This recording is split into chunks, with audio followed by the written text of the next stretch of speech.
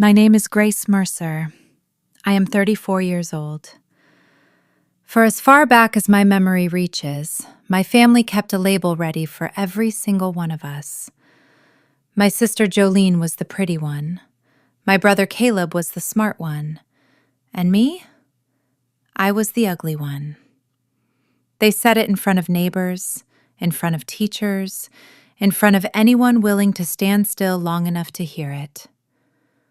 Last July, at our family's annual reunion, my Aunt Patricia walked me over to a woman I had never laid eyes on before, and she said, I am quoting her word for word, "This is the one we don't talk about."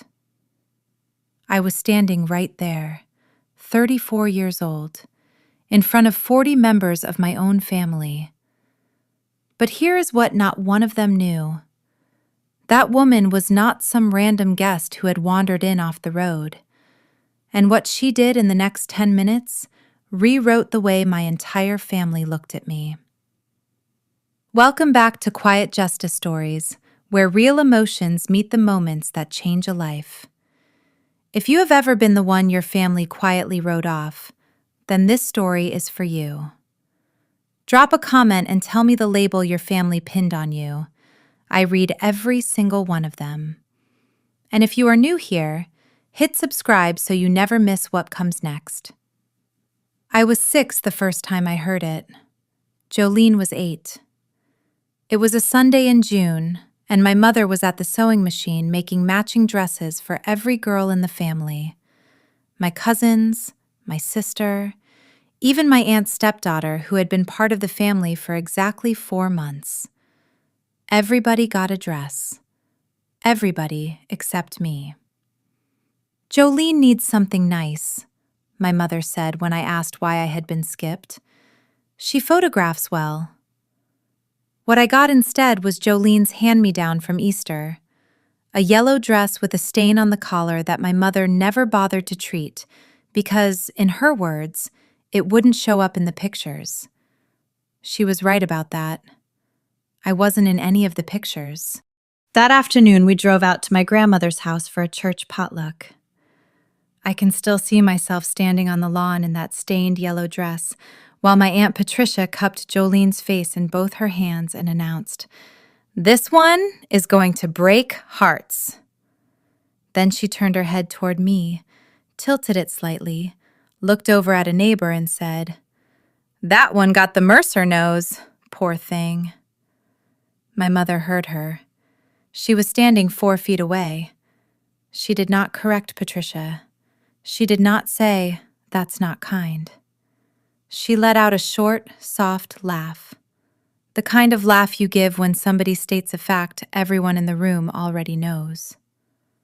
I stood there in that yellow dress, 6 years old, and I did not yet understand that the word ugly was a verdict. I thought it was something I could scrub off, like the stain on my collar. Something temporary. It was not temporary. My mother, as I would learn many years later, had studied architecture for a single year at the community college before she got pregnant with Jolene at 19. She quit, married my father, and never drew another building as long as she lived. But I did not know any of that yet. All I knew that Sunday was that my sister got a brand new dress and I got a label. The label functioned like a sorting system. Once it was in place, everything else in our house organized itself around it. Take school photos. Every autumn, the order forms came home. For Jolene, my mother ticked the box for the full portrait package, the 8x10 glossy, framed, hung on the living room wall. For me, she checked the wallet size, $2.50. The print went into a kitchen drawer alongside the expired coupons and the dead batteries. Take birthdays. Jolene got themed parties. A princess party at 7, a spa party at 10, a pool party at 12 with an actual DJ. My birthday fell 3 weeks after my brother Caleb's, so every year my mother combined them. "It just makes sense," she'd say. The cake always read, "Happy Birthday, Caleb," with my name squeezed underneath in smaller frosting letters, as if somebody had remembered me at the very last second and tried to fix it before the candles went on. Take Christmas morning. Jolene unwrapped boxes of carefully chosen outfits, coordinated sets, shoes that matched, a coat with a faux fur collar the year she turned 14. I got books. "You like reading, right?" my mother would say. Never really a question, more like an instruction. Here is what you are. Here is what you get. My brother Caleb played his role too, the smart one. He took his label and wrote it straight out the front door at 17, early admission to a state school 400 miles away. He was never cruel to me, and he was never kind to me. He was simply gone. And absence, I came to understand, is its own quiet kind of agreement. A label is not just a word. A label is a permission slip. It tells everyone around you exactly how much room you're allowed to take up, how much attention you've earned, how much effort you're worth. My family signed that permission slip when I was 6, and every year after that, they renewed it. If you ever want to know how a family truly sees you, count the photographs. Our living room held 14 framed photos, arranged on the wall above the sofa, gallery style, centered with care by my mother's own hands. Jolene appeared in all 14. My brother appeared in 6. I appeared in 3. In the first, I was half hidden behind a cousin at a 4th of July picnic. In the second, my face was sliced by the edge of the frame, as if whoever mounted it never noticed me drifting out of view. In the third, I was 5 years old, squinting into the sun, holding a balloon. That one survived on the wall only because the balloon was red and happened to match the cushions on the sofa. The arrangement was no accident. At every family photo session, my mother directed us like a set designer. Jolene front and center, Caleb on the left. "Grace, move back a little." And I always did. 1 step back, then 2, until I had basically turned into furniture. At Jolene's high school graduation, my mother took 47 photographs. I know the exact number because she left her phone on the kitchen counter, and I scrolled the camera roll. 47. Different angles, different poses, some candid, some carefully staged. At my graduation 2 years later, she took 1. A single photo of me holding my diploma. I graduated with honors. The ceremony ran 2 hours. 1 photo. That same summer, I started carrying a disposable camera, the little yellow Kodak kind, 27 exposures. I photographed myself at the milestones nobody else showed up for. My first apartment, my first drafting table, the day I passed my licensing exam. I kept the prints in a shoebox under my bed. When nobody takes your picture, you learn to become your own witness. You learn that if you don't document your own existence, you simply disappear. And I had been disappearing for a very long time. I left home at 18 on a scholarship to the State University Architecture program. My mother's reaction landed the way every verdict of hers always landed. Quick, dismissive, final. Architecture? That's not really a career for someone like you. Someone like you. She said it the way she said everything about me, with a faint tilt of her chin, half pity, half correction. I did not know then that she had once studied architecture herself. 1 year at the community college, before Jolene arrived and the textbooks went into a box in the attic. I did not know that every time I said the word architecture, something inside her drew tight. That piece of the puzzle would come to me later, and when it did, it would explain an enormous amount. My father drove me to campus, 3.5 hours on Interstate 81, the windows rolled down, the radio off. He was not a man who reached for words to fill a silence. He had spent 20 years in a house where Diane's voice was the only one that mattered, and the habit of quiet had hardened in him into something permanent. But when he set my suitcase down on the curb outside the dormitory, he said something I have carried for 16 years. Build something they can't ignore. 6 words, the only directive he ever gave me. I hugged him. He held on longer than he usually did. Then he got into the car and drove off, and I didn't see him again until Thanksgiving. That first night, I taped my shoebox photos to the dorm wall. My roommate, a girl from Baltimore named Tara, studied them and asked about my family. "They're fine," I said. What I meant was, I just drove 3.5 hours to get away from them, and this is the first time in 18 years that I have actually been able to breathe. I built a career the way you restore a building, one layer at a time, starting at the foundation. Junior year, I landed an internship at the State Historic Preservation Office, unpaid. To survive it, I worked nights at a diner called Rosie's near campus, eggs and coffee from 6 in the evening to 2 in the morning, then up again at 7 for the office. The tips were terrible. The place reeked of old grease. But the preservation office had a library with files on every historic structure in the state, and I read every last one of them. My first real project came at 25. A 1920s Carnegie Library in a dying mill town in western Pennsylvania. The roof had caved in, and the town council had already voted to demolish it. I wrote a 32-page proposal arguing for restoration instead. They handed me 6 months and a budget that wouldn't have covered the cost of the demolition they'd originally planned. I made it work. Reclaimed lumber, volunteer labor from the local high school shop class. I slept in my car 3 nights running because the nearest motel was 40 miles off and I couldn't afford the gas. The library reopened on a Saturday in October, and the town voted to name the reading room after me. I was 26. By 28, I had my own studio, 3 people counting me.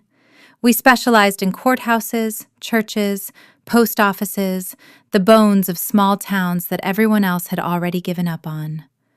By 32, a courthouse restoration in West Virginia won a state preservation award. Regional architecture journals wrote about us. Then the national ones did. My family knew none of it. I had stopped sharing after the Thanksgiving when I mentioned my first published article, and my mother answered, "That's nice, honey. Jolene just closed on a 4-bedroom. I built an entire career in silence. Not because I wanted to hide it, but because no one ever once asked. I was 16 the first time I truly understood my mother. We got a half day at school and I came home early. The house was quiet. My mother was at work, Jolene was at cheer practice, Caleb was at robotics club. I climbed up to the attic looking for a box of old encyclopedias my father swore was up there. I needed them for a history project. The attic smelled of dust and mothballs. Boxes everywhere, labeled in my mother's handwriting. Holiday decorations, baby clothes, tax returns. And one box, shoved into the far corner, marked simply, Diane, College. I opened it. Inside was a sketchbook.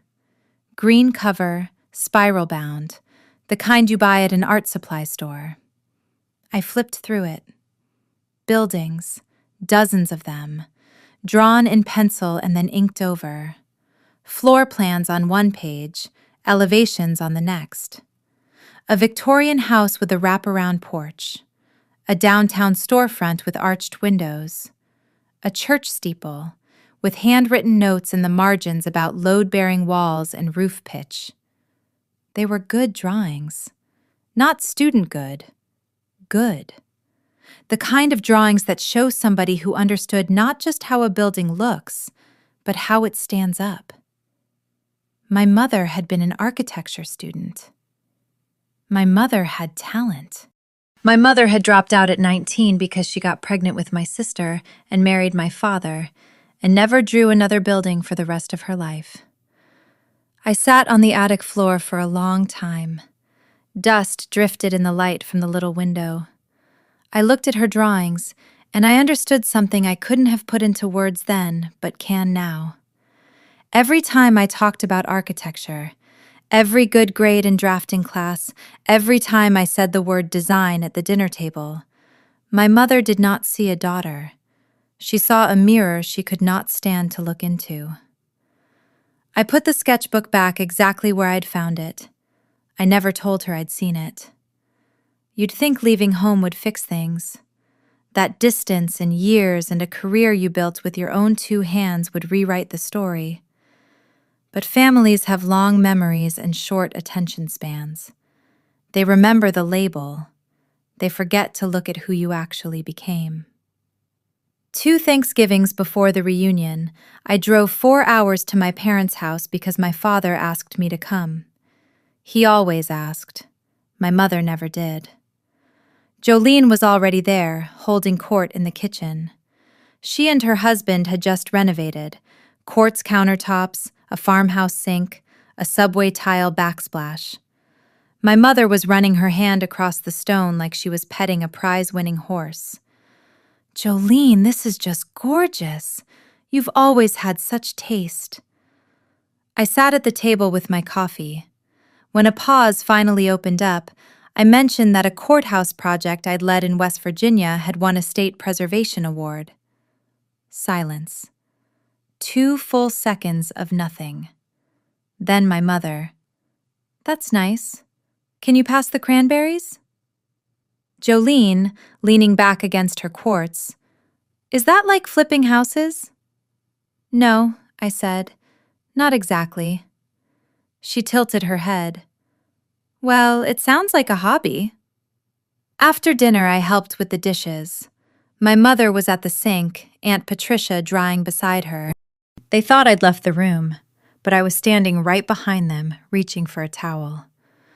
My mother said to Patricia, in that lowered voice she used whenever she believed she was being discreet, "At least she's keeping busy. I just wish she'd do something about..." And then she made a gesture.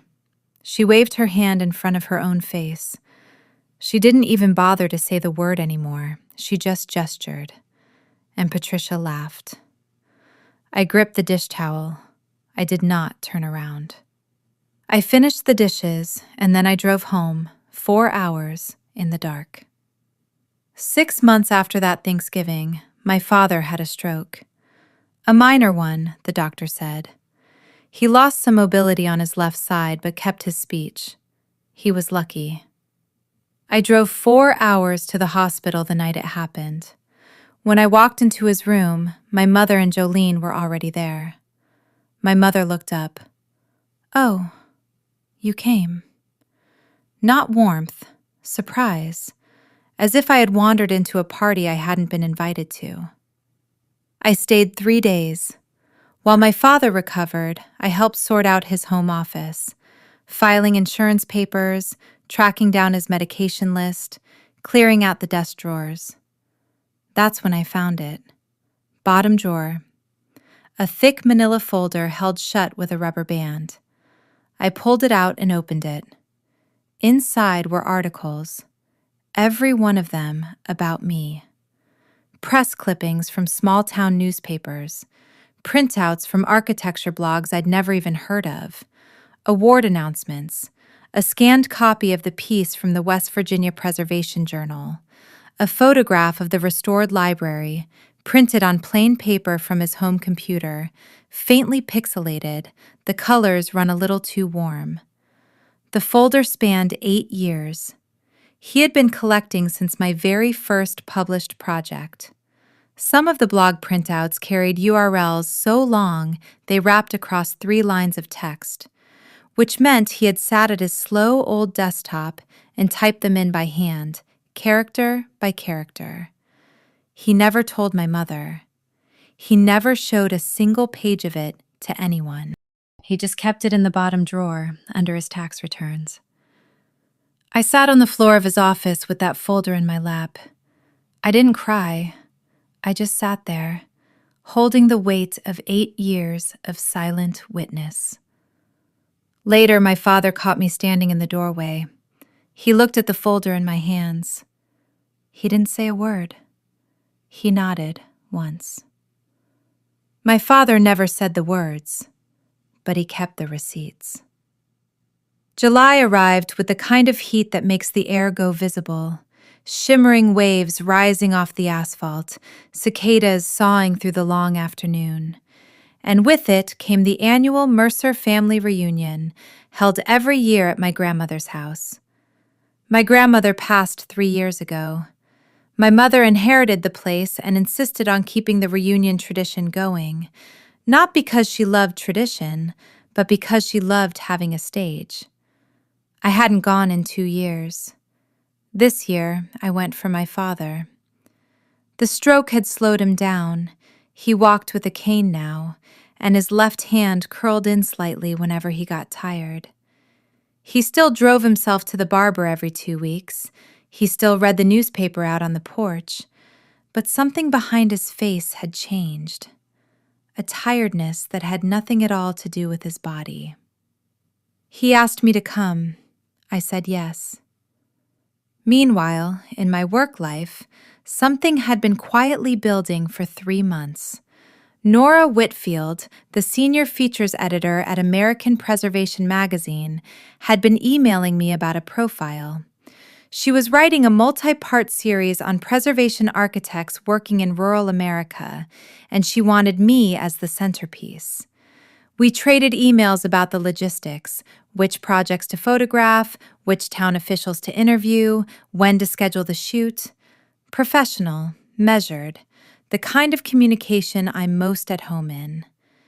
In one of those emails, I mentioned I'd be in Hadley over the weekend for a family gathering, and that the town had a restored 1890s train depot worth a look.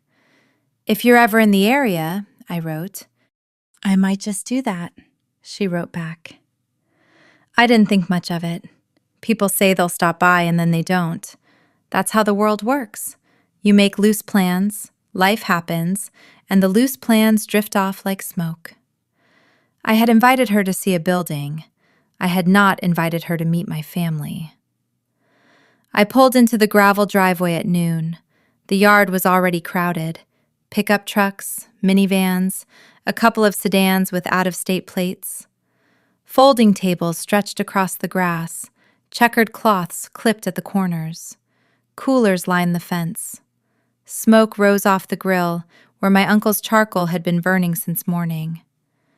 I sat in my car for 3 minutes. I counted my breaths. In for 4, out for 6. A technique I'd picked up from a therapist I saw twice in my 20s, before my insurance changed. Then I got out and walked in. The greetings told the whole story. Jolene arrived with her husband and 2 kids. Hugs, squeals. "Jolene, you look amazing!" My mother had Jolene's youngest on her hip and was positively beaming. Then I walked in. Nods. "Hey, Grace." "Oh, hi." Uncle Ray, leaning on the fence with a lemonade, said, "Good to see you, Grace." And he said it like he actually meant it.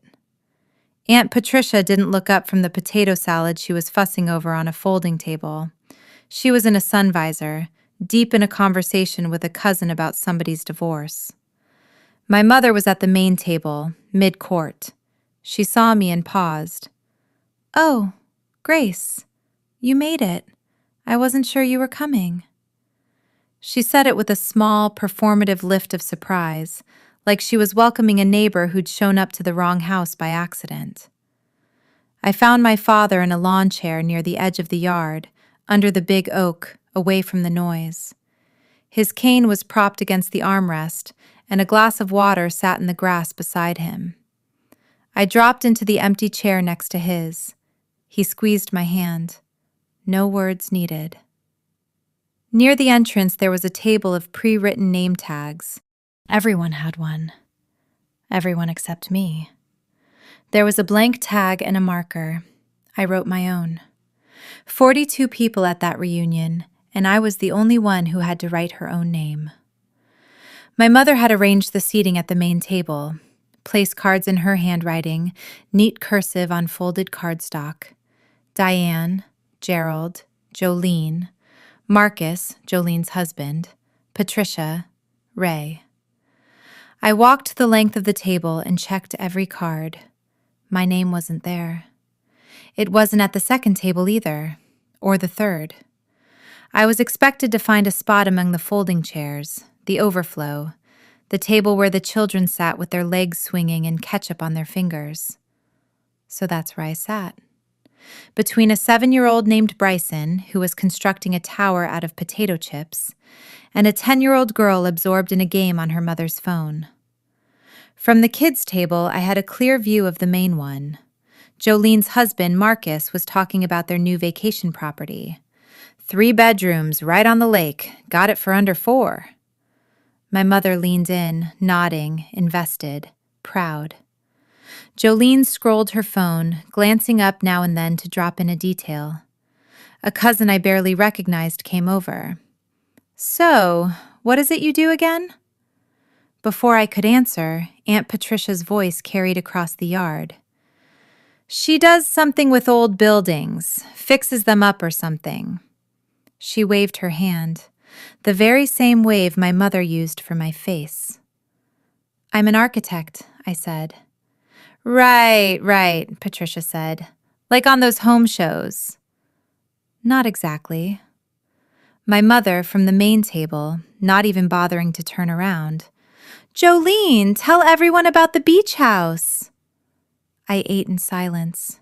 Potato salad, a hamburger that was a little pink in the middle, a cup of lemonade that tasted like it had been mixed with too much water. I watched the same dynamics I'd been watching for 34 years, the same choreography, the same roles, the same script. I had been watching this performance my entire life. What I didn't know was that this time, someone else was about to watch it too. If you've ever sat at the kids' table while the rest of your family acted like you didn't exist, I see you. That invisible feeling does not mean you are invisible. It means they stopped looking. If this story is landing close to home, drop a like. It helps more people find stories like this one. Now let me tell you what happened next. After lunch, the relatives drifted into the living room. Someone pulled out the photo albums, 3 thick binders with leather covers and plastic sleeves that crackled when you turned the pages. "Remember when" became the chorus of the next hour. Remember when Jolene won the Junior Miss pageant? Remember when Caleb made it to the science fair regionals? Remember when we all drove down to the shore and Jolene wore that little sailor outfit? I stood in the doorway and watched the pages turn. Album after album of Jolene's pageants, Caleb's awards ceremonies, family vacations where everyone smiled into the same camera. I counted across all 3 binders, roughly 200 photographs. I appeared in 4. In the first, I was half hidden behind a taller cousin at a barbecue. In the second, I stood at the far edge of a group shot, my body already angled away from the camera, like I was leaving the frame. In the third, somebody's thumb covered half my face. And in the fourth, the one I kept circling back to, I was 10 years old, standing behind a potted plant in a hand-me-down dress, and not a single person in the picture was looking at me. Nobody noticed. Nobody said, "Where's Grace in any of these?" Nobody flipped through 200 photos and realized that a member of their own family had been quietly, systematically cropped out of the record. "Jolene was such a beautiful child," Patricia said, tracing a finger across a pageant photo. "She really was," my mother agreed. I reached into the album, carefully, so no one saw, and slid the photo of me at 10, the one behind the plant, out of its plastic sleeve. I tucked it into my back pocket. 4 photographs in 34 years, and in every single one, I was being erased. I needed air, or quiet, or both. I slipped out of the living room and went down the hall to my grandmother's old study, converted into a storage room after she died. Boxes stacked on the desk, winter coats hanging off the curtain rod, a sewing machine gathering dust in the corner. On the shelf above the desk, I spotted a box labeled in my father's handwriting, "Family, to sort." I pulled it down. It was heavy. Inside were decades of loose photographs, holiday cards, church bulletins, a handful of yellowed envelopes. I wasn't looking for anything. I was hiding. But what I found stopped me cold. A stack of photographs from my college graduation. 12 years old now, slightly faded, printed on glossy paper, the kind you used to pick up from a 1-hour photo lab. There were 15 of them. My mother had taken one photo at my graduation. I knew that for a fact because I had counted. But my father had taken 15. Different angles.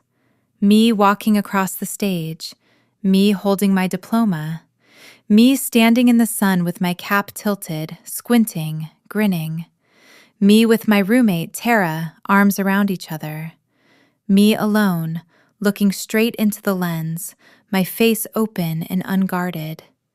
He'd used a disposable camera, the little yellow Kodak kind, the exact same kind I started carrying that very year. The prints had never been hung on a wall, never been shared, never been shown to my mother. They'd sat in this box for 12 years. I held one up, me at 22, in my cap and gown, beaming. I was not ugly. I was beaming. On the photo envelope, in my father's handwriting, "Grace's Big Day." I sat in that dusty room and held 15 photographs my father had taken of the daughter my mother pretended hadn't graduated. 15. He took 15. I slid the graduation photos into my back pocket, right beside the one of me at 10 behind the plant. My pockets were filling up. I smoothed my shirt, took a breath, and walked back out into the yard. The afternoon sun had softened into that golden stretch just before evening. Kids ran through a sprinkler. The grill was cooling down. Somebody had set up a Bluetooth speaker playing country music too loud for anyone over 50. A car I didn't recognize turned into the driveway. A silver sedan, out-of-state plates. The driver's door opened and a woman stepped out. She was around 50, lean, dressed in a way that didn't match the reunion at all. A linen blazer over a plain white shirt, dark slacks, a leather portfolio bag slung over one shoulder. She glanced around the yard the way you take in a room you weren't expecting to walk into. It was Nora Whitfield. She had driven 90 minutes from her hotel. She spotted me near the oak and came over. "Grace, you actually came." "I told you I'd be here." "You did." She looked around again. "I wanted to see the train depot, but I also brought the layout proofs for the feature. I thought we could go over them. If this is a bad time, I can come back." I looked at the yard. My mother rearranging the dessert table. Jolene taking a selfie with 3 cousins. Patricia refilling her drink. "It's always a bad time here," I said. "Come on." I led her to the kids' table. We sat down. She opened her leather portfolio and spread out printed photographs of my completed projects. Full color, high resolution. The courthouse, the library, the church in Ohio. She sat at the kids' table with me, the first person who had ever chosen to. It took Aunt Patricia about 12 minutes to notice.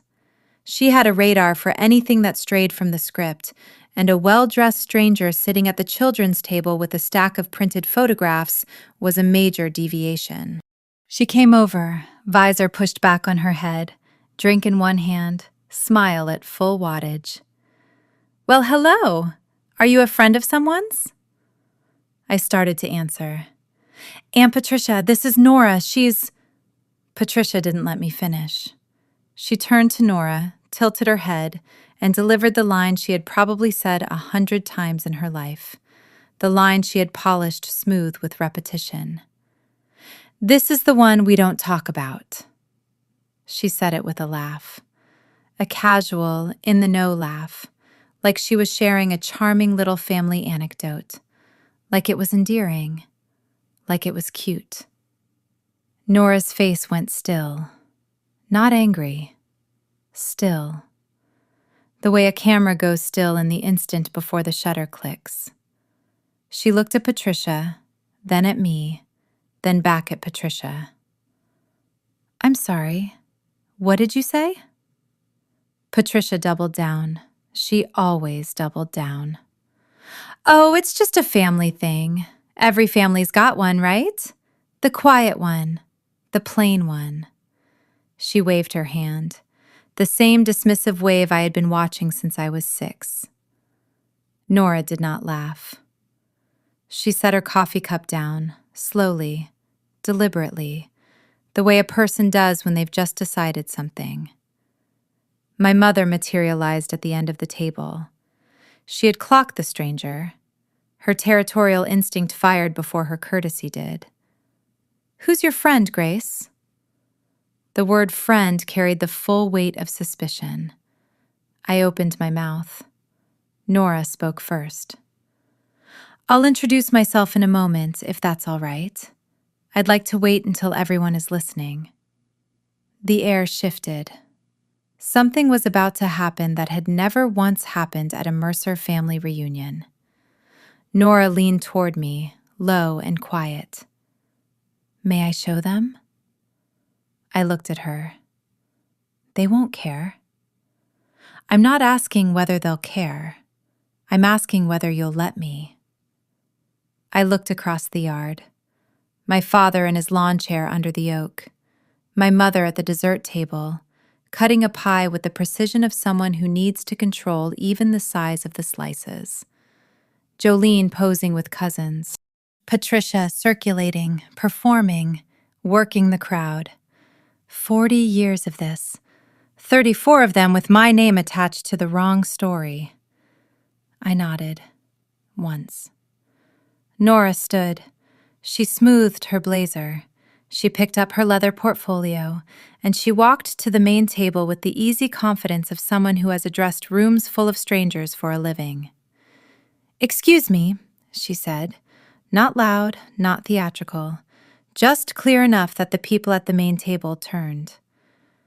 "I know this is a family gathering, and I apologize for intruding, but may I have everyone's attention for just one moment?" The yard went quiet in layers. The main table first, then the second, then the kids near the sprinkler. Someone turned the Bluetooth speaker down.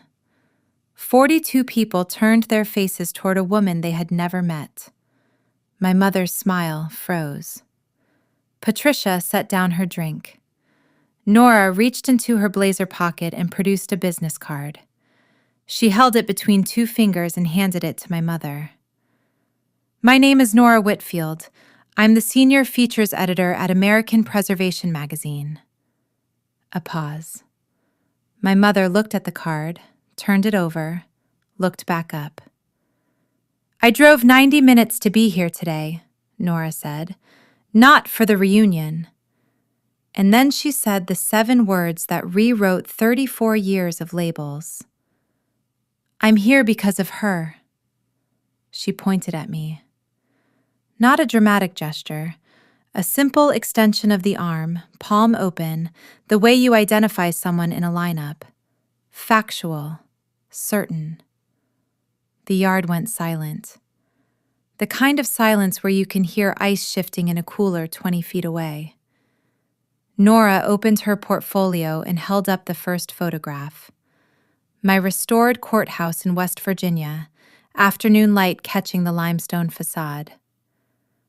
"This building was scheduled for demolition 3 years ago. Your daughter saved it. Her restoration won the State Preservation Award." She held up a second photo. The 1920s library in Pennsylvania, its arched windows gleaming. This was her first major project. She was 25. The town voted to name the reading room after her. A third. A white clapboard church in rural Ohio, steeple restored, stained glass cleaned and reset. The congregation wrote us 63 letters. 63 families asked us to feature the architect who saved their church. She laid the photos out on the table, spread so everyone could see them. My mother stared as if foreign objects had been placed in front of her. Jolene's phone lay face down on the table, the first time all day. Nora looked at my mother, then at Patricia, then at the rest of the family, table by table, face by face. Grace Mercer is one of the most important preservation architects working in America today. She has saved 11 buildings across 4 states. Her feature will run as our October cover story. She paused, letting the words settle. And she is your family. I assumed you knew.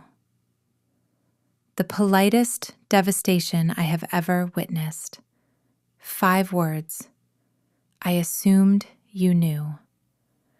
Delivered without judgment, without malice, just pure professional clarity. Patricia put down her drink. Her mouth opened. Nothing came out.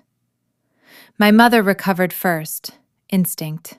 Decades of controlling the family narrative had built a reflex that fired faster than honesty. Well, of course we knew. Her voice was bright, too bright. The voice she used when the pastor came to dinner or when a neighbor dropped off a casserole after my father's stroke. We have always been very proud. She smiled. The smile didn't reach her eyes. It stopped somewhere around her cheekbones and stayed pinned there, like a corsage. I said nothing. I watched my mother lie to a room full of people who had spent 3 decades watching her diminish me, and not one of them looked surprised. They were used to it. This was just a fresh version of the same old performance. Aunt Patricia pivoted. I was only teasing earlier. Grace knows I adore her. She reached for my arm. I stepped back. Not dramatically, just enough that her hand closed on air. Jolene went defensive, her default setting. I mean, we knew she did renovation stuff. She never really talked about it. She crossed her arms, the universal posture of someone rewriting history in real time. Nora said nothing. She stood with her portfolio under her arm and watched the family recalibrate. She had seen everything she needed to see. At the second table, a cousin whispered something to her husband. Uncle Ray set down his plate. He was watching me. Not my mother, not Patricia. Me. And then my father's niece, a 16-year-old named Samantha, whom I'd met exactly twice in my life, came walking over from the sprinkler, water dripping from her hair. She looked at the photos spread across the table, then looked at me. Wait, Aunt Grace, a town named a room after you? I looked at her. I smiled. The first real smile of the day. They did. That's so cool. Simple, honest. And the contrast with every adult in that yard was devastating. My mother found me near the kitchen screen door. She had waited until the crowd around the main table thinned, until attention scattered, until she could corner me without witnesses. She had been doing this my whole life, saving the worst conversations for private corners where no one could verify what she said. Why would you do this? Her voice was low, controlled. The kind of controlled that's 1 degree away from snapping. Why would you bring a stranger to humiliate me? I didn't bring her to humiliate anyone. She came because she thinks my work matters. Your work. She said it twice, as if repetition could drain the word of meaning. Your work. Do you have any idea what I gave up so you could go to that school? I sacrificed everything for this family." There it was, the script she had been reciting for 35 years, the one that turned every conversation about my accomplishments into a monologue about her losses. "You gave up your architecture program when you got pregnant with Jolene," I said. "I know. I found your sketchbook." The color left her face. Not slowly, all at once, like someone had pulled a drain plug. She stared at me. Her mouth moved, but no sound came out for 3 full seconds. "That is none of your business." "You're talented, Mom. You're really talented." I kept my voice even. "But that's not my fault." She had no answer for that. There was no script for it. No deflection, no victim narrative that could absorb the simple fact that her daughter had seen her talent, named it, acknowledged it, and refused to apologize for having inherited it. My mother turned and walked to the bathroom. I heard the lock click. The woman who had spent 34 years making me invisible had just made herself disappear. I know what some of you are thinking. How does a mother come to resent her own child for chasing the same dream she once had? But that's the thing about family patterns. From the outside, they make no sense at all. They only make sense to the people trapped inside them. If you're watching this and nodding, you understand. Stay with me. The hardest part is still coming. Jolene found me on the porch. She stood in the doorway, arms crossed, backlit by the kitchen fluorescents. She had a particular look on her face, one I recognized. The look of someone preparing to be reasonable while saying something deeply unreasonable. "You know, you could have just told us about your projects." "I did. Thanksgiving 2 years ago. You called it a hobby." She blinked. The memory was in there somewhere, buried under 2 years of quartz countertops and vacation homes and the comfortable assumption that she was the important one. I didn't know it was this big." "That's the point, Jolene. You didn't ask." She shifted her weight, changed tactics. "Look, we're sisters. Can we not do this right now? Everyone's watching." "Everyone has been watching my entire life. That's the problem." Her eyes went wet, not from guilt, from embarrassment. Jolene had spent 36 years believing she was the center of the family story, the pretty one, the successful one, the one who deserved the main table and the framed photos and the fuss. She wasn't crying because she was sorry. She was crying because her position had just been challenged in front of 40 people. "Why do you always have to make everything about you?" she said. I let the sentence hang in the air. I let everyone on the porch hear it. I let her hear what she had just said to the sister who'd spent 3 decades being no one. "You had 36 years of everything being about you. I'm having one afternoon." She stared at me, opened her mouth, closed it, turned, and walked back inside. I stayed on the porch, listened to the screen door swing shut, watched the fireflies begin to blink in the yard. I breathed slow, even. Aunt Patricia made her attempt 20 minutes later, not with me, with Nora. She'd used those 20 minutes to regroup, reapply her lipstick, rebuild the performance. She walked up to Nora near the dessert table, hostess smile reloaded. "So, Ms. Whitfield, what a lovely surprise. You know, I've always told Grace she was special. She's very talented." Nora was holding a plate with a slice of pie she hadn't touched. She regarded Patricia the way an editor regards a manuscript that isn't ready for publication. "Did you? Because about 20 minutes ago, you introduced her as the one you don't talk about." The sentence landed like a glass breaking in a quiet room. Patricia's face went red, starting at the neck and climbing. I was joking. It's an inside joke. Every family has inside jokes, Nora said. They usually make everyone laugh. She didn't smile. She didn't raise her voice.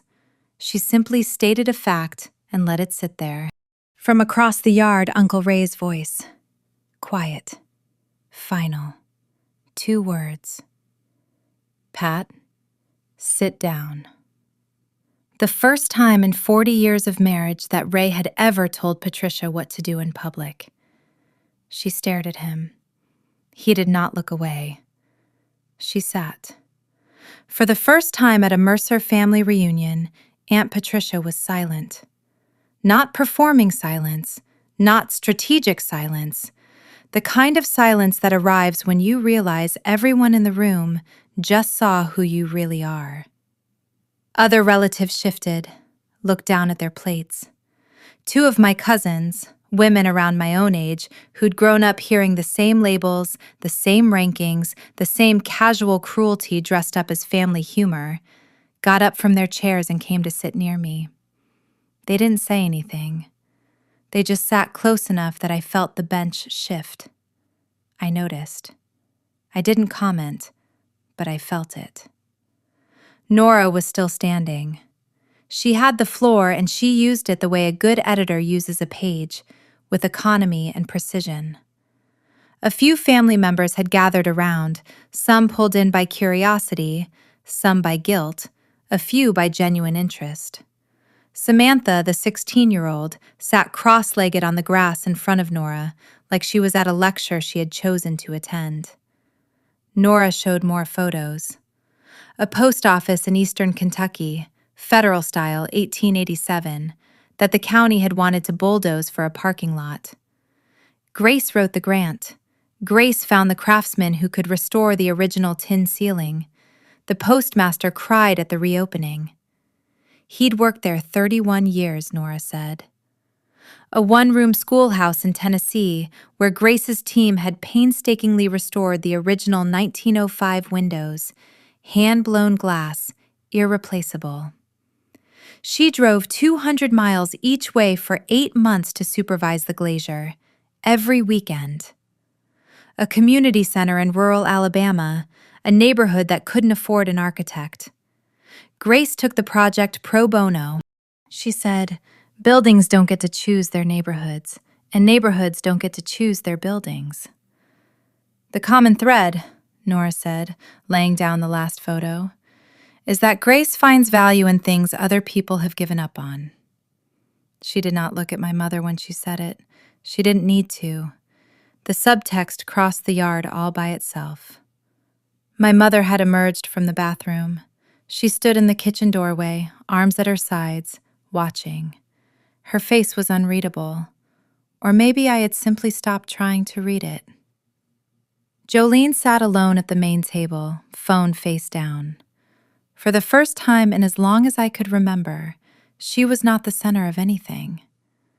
I sat at the kids' table, where I had always sat, except now people were choosing to sit there with me. The yard was splitting into factions, the way a yard does when something true has been said out loud. Some relatives clustered near my mother, the aunts who had always orbited Diane, the cousins who'd benefited from the hierarchy. Others drifted toward me, tentative, uncertain, like people approaching a building they'd been told was condemned and were only now discovering was sound. I sat alone for a few minutes and let the conversations happen around me. I could catch fragments. Did you know about this? She never said anything. 11 buildings, a cover story.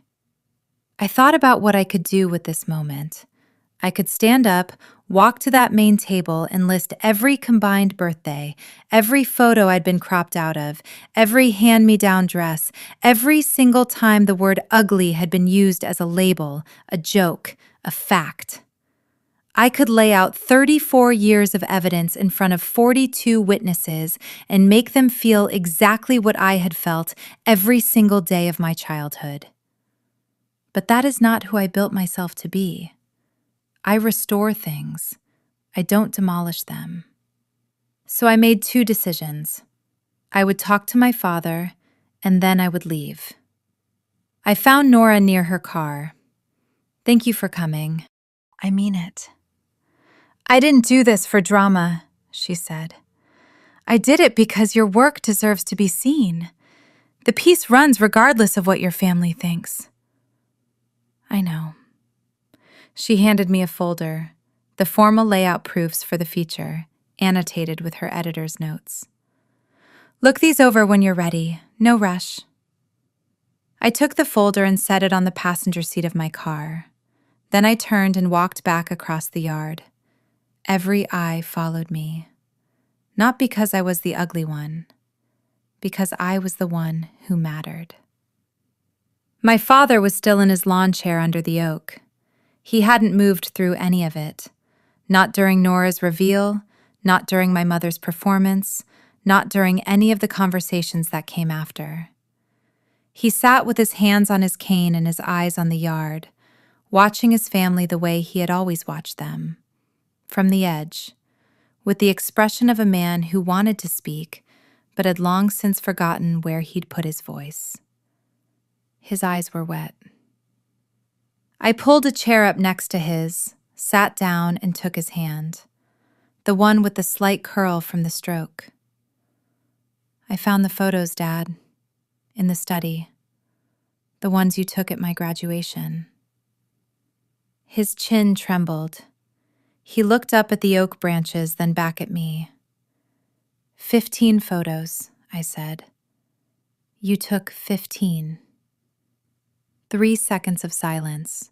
Then, in a voice I had to lean in to hear, "Should have been more." I reached into my back pocket and pulled out one of the graduation photos. Me at 22, beaming, holding my diploma, looking straight into the lens with a face that was not ugly, a face that was proud. "And the folder, Dad, in your desk? 8 years of clippings." He squeezed my hand. The curl in his fingers tightened.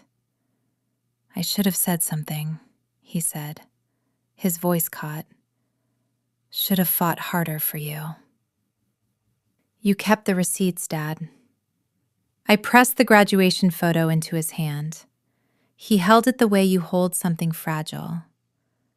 "Keep this one in the living room, not in a box." He looked at the photo, ran his thumb across the glossy surface, the image of his daughter at 22, on the day his wife took 1 photograph and he took 15. He nodded, the same nod from the hospital doorway, slow, full of everything he had never said. My mother came across the yard like weather.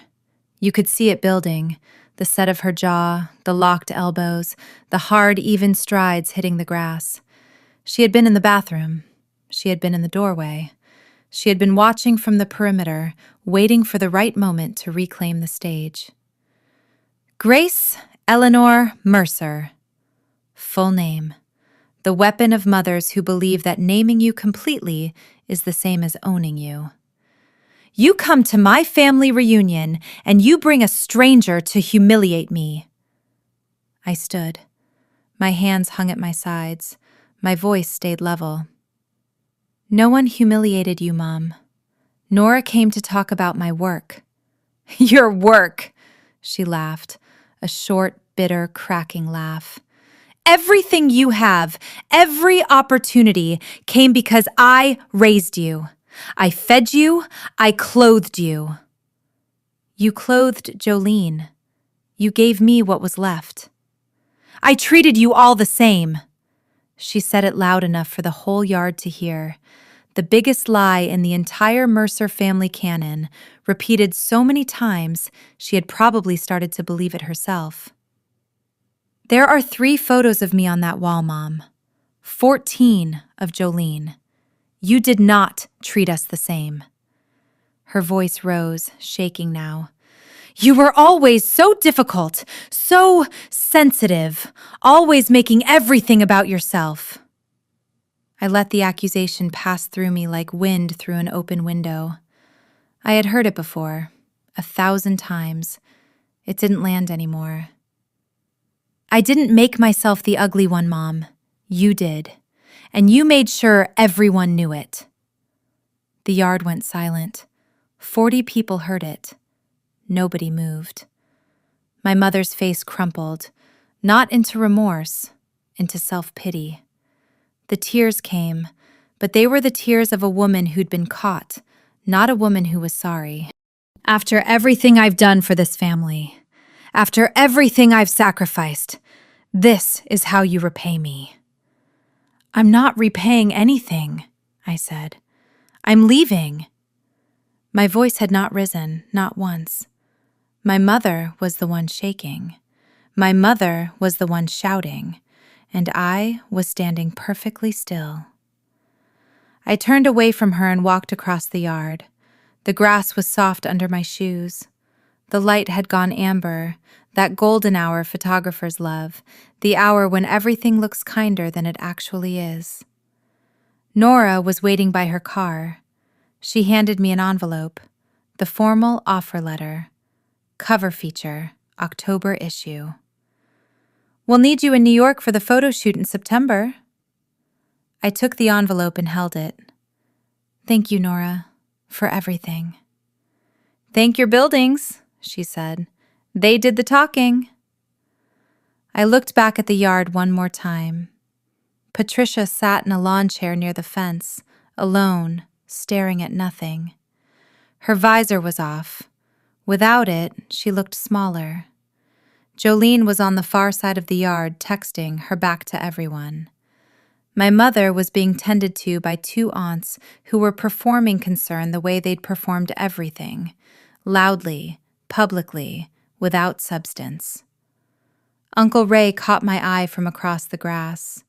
He nodded, the same steady nod my father had given, the nod of a man who should have spoken up years ago and knew it. Samantha, the 16-year-old who'd asked about the reading room, came running over, out of breath. Aunt Grace, can I come see one of the buildings sometime? Like, visit one? I looked at her. Wet hair, bare feet, eyes wide and uncomplicated in a way that adults lose. Any time, I said. I'll give you the tour myself. She hugged me, brief, fierce, the kind of hug that has no agenda. Then she turned and ran back to the sprinkler. On the grass near the main table, Nora's business card, the one she'd handed my mother, lay where it had fallen. No one had picked it up. I walked right past it. Some things are worth restoring, and some things you let go. I got in my car and set the envelope with the offer letter on the passenger seat, next to the layout proofs. On top of them, I placed the graduation photo, a copy my father had insisted I keep. One for me, one for you, he'd said. A pact between 2 quiet people. I pulled out of the gravel driveway. I did not look in the rearview mirror. The highway unrolled ahead of me, straight and long and empty in the way that only summer highways are in the early evening. I drove with the windows down. I didn't turn on the radio. The wind was enough. The silence was enough. 50 miles in, my phone buzzed.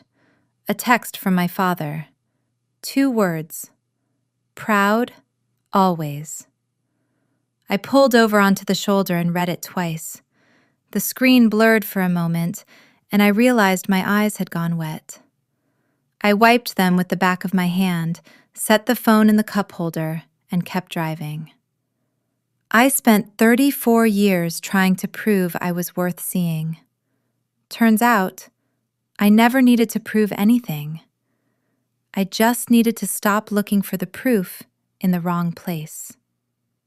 Around mile 90, I passed a building on the side of the highway, an old gas station, boarded up, vines crawling across the roof, weeds splitting the concrete pad, the kind of building most people drive right past without a second glance. I slowed. I studied the roofline, the window frames, the bones underneath all that neglect. I smiled. That one might be worth saving. I kept driving. 3 months later, the October issue arrived. My face was on the cover. The face my family had called ugly for 34 years, on the cover of a national architecture magazine. I was photographed standing in front of the restored courthouse in West Virginia, not smiling, not posing, just standing, arms at my sides, looking straight into the camera the way my father taught me to stand. Steady, present, accounted for. My father framed the cover. He hung it on the living room wall, right next to Jolene's high school graduation photo. My mother did not take it down. She did not acknowledge it either.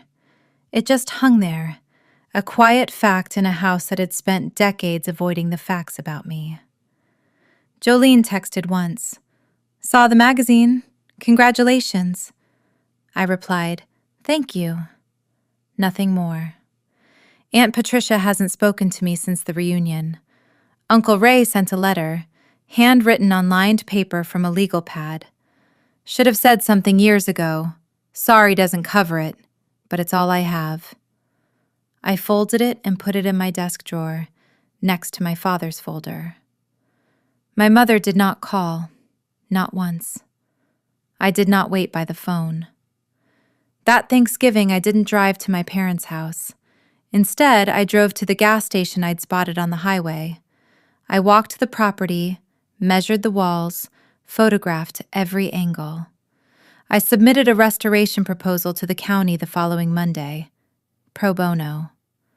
A community space, a building no one was looking at in a place everyone drove past. I happened to know something about that. My studio, late afternoon. The light came through the windows the same amber as that evening at the reunion. I let it sit on my desk without flipping on the overhead. The shoebox was still there, the same one from college, now held together with packing tape at one corner. Inside were the photos I'd taken of myself when no one else would. My first apartment, my first drafting table, the day I passed my licensing exam.